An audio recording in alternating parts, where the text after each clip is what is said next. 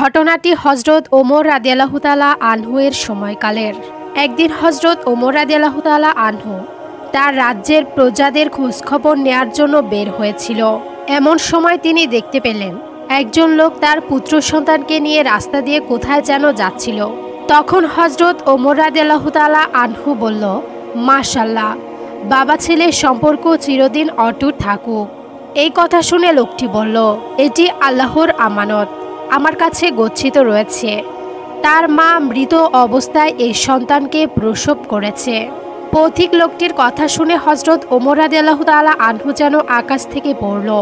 তিনি অনেক অবাক হয়ে লোকটিকে জিজ্ঞাসা করলেন, এটা কিভাবে সম্ভব?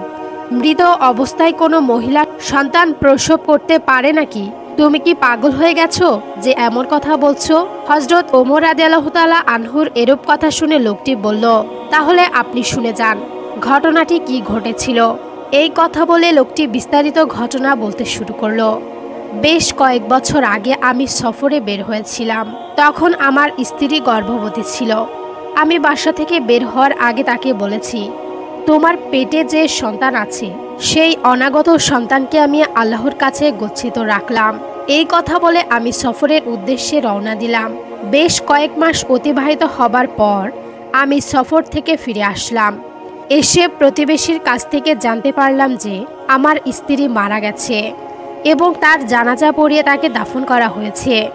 এই কথা শুনে লোকটি আল্লাহর দরবারে আরজ করল, হে মহান আল্লাহ, আমি আমার আমানত আপনার কাছে গচ্ছিত রেখেছিলাম, কিন্তু আমি আর সেই আমানত ফিরে পেলাম না।